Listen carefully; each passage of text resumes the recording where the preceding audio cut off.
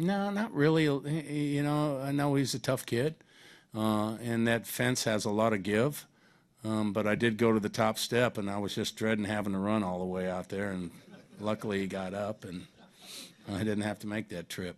Yeah, anybody's major league debut is special, but with Paulo at 29, 9 years in the minors, you seem pretty conscious of this moment for him. Well, for sure. I mean, I think we've all had it. You know, we've all grown up with dreams of playing Major League Baseball and have worked, you know, for hours and hours, you know, on Little League fields, high school fields, college fields, and then, you know, all the summer ball that you play, and then to get into pro ball and wonder if you're ever going to make it. And then the day comes, and here you are.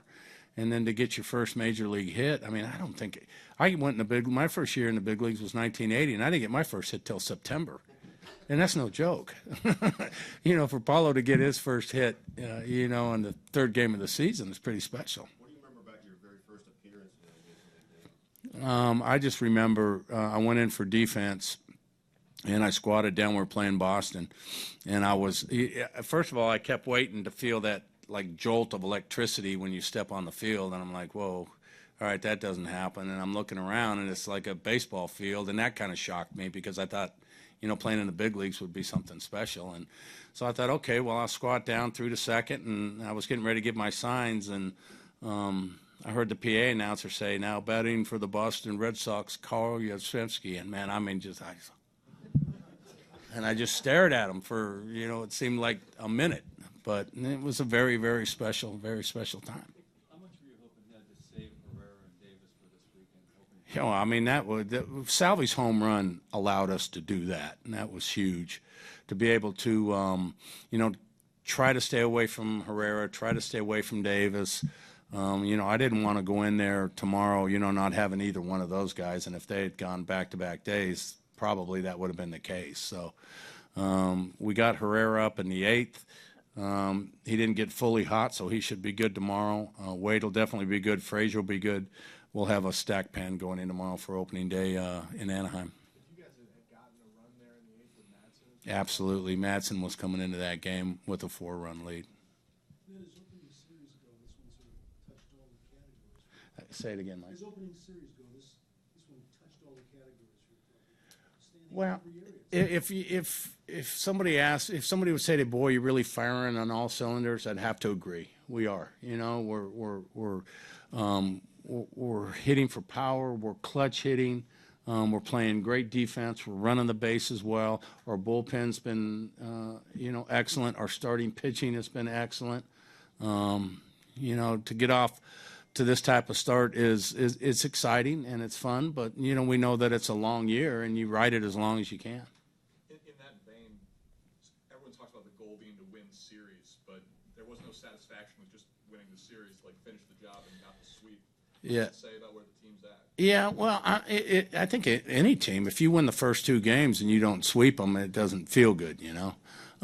But to come in here and beat a guy that we've never beaten. I mean, Danks is 7-0 against us in 11 starts. We've never beaten him. He's always been tough and was tough today, but we found a way to get it done. I know sometimes that it takes a while to figure out what type of team you have, but do you have a sense compared to last year, the similarities and differences between these two teams? Yeah, no, I think we're the same team. I really do. You know, we have a lot of athleticism. You know, if you look at the DH between Morales and Billy, I think they're similar. You know, I think that it's a bit of an upgrade in right field for us with Rios, who's very athletic, can steal bases, you know, can hit and hit for power, more power than Nori did. I think that, you know, James Shields, when he left, he left a big mark here. But I think that Edison Volquez, as we saw today, is going to fill those shoes quite well. And I think that Danny Duffy and Ventura are going to take steps forward to help us retain those 220 innings that Shields gave us last year. And I think the addition of Morales and Madsen has given us a stronger bullpen. So I like our team right now. When you say it's the same team, though, do you think there's any benefit in that the players sort of know what sort of team they are as compared to how maybe they were at the start of last year? They know what their role Oh, no doubt. Yeah, no doubt. Yeah, absolutely. Absolutely. I mean, the difference in this, I'm saying it's the same team in terms of their athletic ability and what they can do on the field. It's a totally different team in terms of their swagger, their confidence, their ability to understand who they are and play winning baseball. I mean, you look at our style of play today. You know, Moose puts down a bunt.